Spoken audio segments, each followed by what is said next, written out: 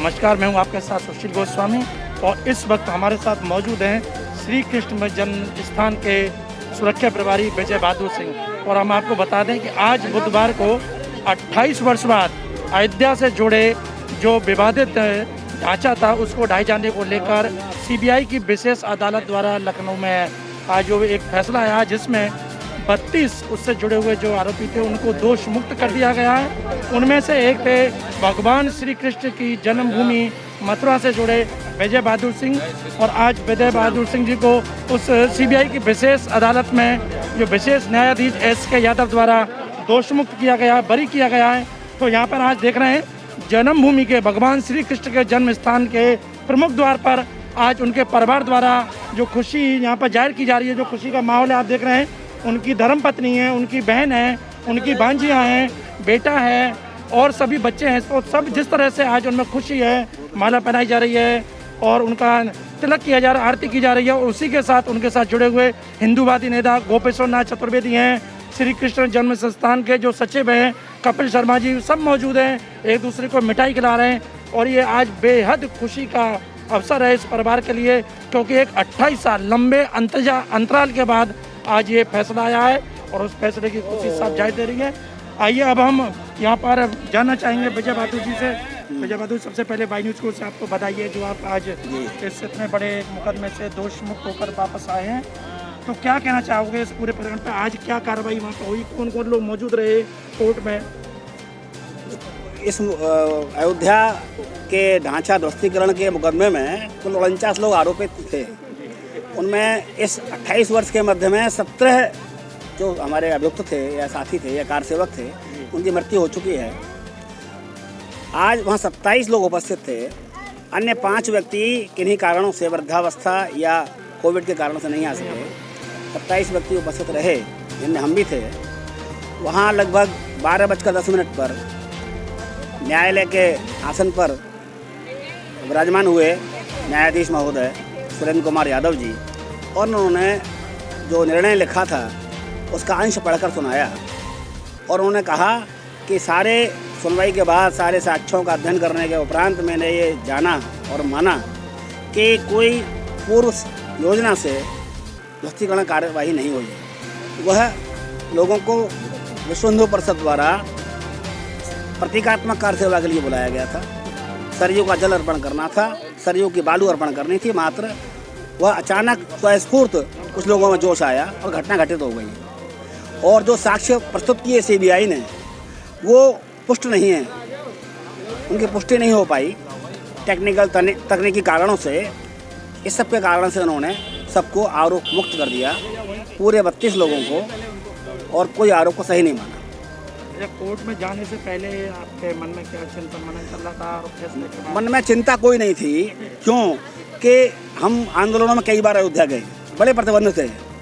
मुलायम सिंह की सरकार थी, परिंदा पर नहीं मार सकता जैसी चुनौतियाँ थीं, पुलिस हमारे पीछे घूमती थी। उस सब के बाद भी राम जी का काम था, राम जी का निर्देश होगा, प्रेरणा होगी, इसलिए हम गए थे। और हम ये मानते हैं कि जो कुछ भी हुआ वह राम जी का कृपा प्रसाद है, क्योंकि हम उनकी सेवा के लिए गए थे। निर्णय उनको ही करना था और निर्णय आपके सामने है। लेकिन मैं एक सवाल कर रहा हूँ कि लेकिन वो सवाल काल्पनिक है, लेकिन अगर इस मुकदमे में अगर आपको सजा बोली जाती तब आपके मन में क्या विचार? राम जी की इच्छा, कोई ग्लानि नहीं, कोई उसमें समस्या की बात नहीं। भगवान राम का बिल्कुल बिल्कुल, कुछ भी हो सकता है। अब युद्ध हुआ लंका का, हनुमान जी गए, इतने वहाँ पर घटनाक्रम हुए, उसके बाद तो विजय तो सेवक की हुई और राम जी की हुई। सब कुछ भगवान के लिए समर्पित। निश्चित। अब भगवान श्री राम का मंदिर भी निर्माण कार्य शुरू हो गया है, फैसला भी आ गया। तो ये अगर हम बात करें 2020 की, तो ये आप लोगों के लिए बहुत ही एक शुभ कहा जाएगा। हमारे लिए नहीं, हिंदू संस्कृति के लिए। हिंदू संस्कृति की पुनर्स्थापना हो रही है। अब कितने कंठ का कीड़ मार गए उसके अलग विषय है, मगर उसकी स्थापना हो रही है, मार्ग प्रशस्त हो रहा है निरंतर, ये होता रहेगा। राम जी का काम हो गया, मतलब श्री कृष्ण को लेकर भी कोर्ट में मामला। देखिए, न्यायालय में जाना औपचारिकता है, सबको मालूम है, पूरी दुनिया को अब मालूम हो गया कि कृष्ण जन्मभूमि का स्वामित्व मंदिर का ही है। और कुछ लोग बैठे हुए हैं और वो नाजायज़ तरीके से बैठे हैं, गैर कानूनी बैठे हुए हैं, तो वो हटेंगे, कानूनी व्यवस्था से हटेंगे। या जैसे भगवान कृष्ण मार्ग प्रशस्त करेंगे वैसे हटेंगे। मतलब आप कहीं ना कहीं कृष्ण जन्मभूमि के लिए भी कोई आपकी प्रक्रिया शुरू होगी? नहीं, प्रक्रिया नहीं, न्यायालय में उन्होंने बात किया था, आज सुना निरस्त हो गया वहाँ पर किन्हीं कारणों से, तो वो आगे जाएंगे, जैसा होगा वैसा किया जाएगा, संगठन का आदेश होगा वो किया जाएगा। सुना आपने विजय बहादुर जी ने कह दिया कि भगवान श्री राम के लिए सब कुछ अर्पित था, सजा होती उसको भी सहज स्वीकार करते। आज फैसला जो आया है उनको बरी किया गया है, वो भी उनके लिए एक भगवान राम का ही उसको प्रसाद मान रहे हैं। आप देखिए दीपक की थाली लेकर बहन खड़ी हैं उनकी, आइए उनसे पूछते कैसा लगा, कैसा लगा आज का दिन हम लोगों के लिए हमेशा अविस्मरणीय रहेगा।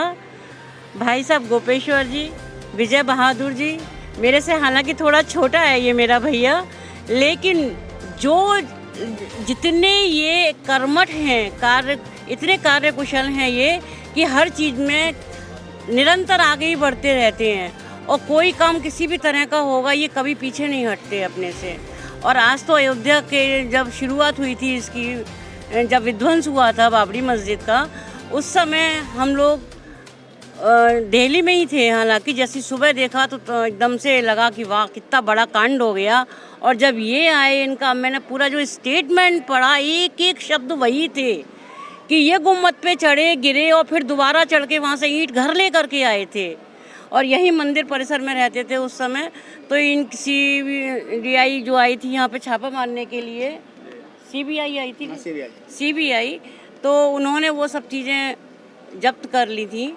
बहुत सारे लोग आए थे उस समय तो यहाँ पर करने के लिए। फिर ये एटा जेल में रहे, वहाँ पर भी हम लोग पूरी परिवार के साथ इनके पास गए, सबसे मिलकर के आए। मामला खत्म हो गया, बरी हो गए, कैसा लग रहा है आज? जितनी निश्चिंतता और जितनी खुशी का अनुभव हो रहा है वो मतलब आई एम स्पीचलेस। शब्द मेरे से उतने नहीं निकल रहे, पर इतने प्रफुल्लित है हम सब, पूरा परिवार क्या सब यहीं पे सामने खड़ा हुआ है। और ये दोनों हमेशा साथ देखते हैं, कपिल जी भाई साहब भी साथ रहते हैं, तो देख के लगता है कि हाँ जो होगा बहुत अच्छे के लिए ही होगा। तो सुना परिवार में पूरा खुशी का माहौल है, बताने कि आज बहुत सुखद दिन है इस परिवार के लिए। और एक सवाल मैं आपसे और जानना चाहूँगा जो मेरे मन में है जी जी, कि जो कार सेवा जिन्होंने की, 32 जो आरोपी थे भाजपा के शीर्ष नेता भी रहे, और खुलकर वो कहते थे हाँ हमने जो ढांचा था उसको ध्वस्त किया है, और लेकिन आज उन्हें आरोप से मुक्त कर दिया गया, बरी कर दिया गया। तो अब आपका क्या कथन होगा इसको लेकर? हमने कहा राम जी की इच्छा है, राम जी ने पुरस्कार दिया है या आशीर्वाद दिया है, कुछ भी हो सकता है। जो ढांचा ध्वस्त आपने किया जी नहीं किया? जी, नहीं किया। उस पर आज भी गर्व है आपको? बिल्कुल गर्व है। अरे और अवसर आएगा ऐसा अपने करेंगे।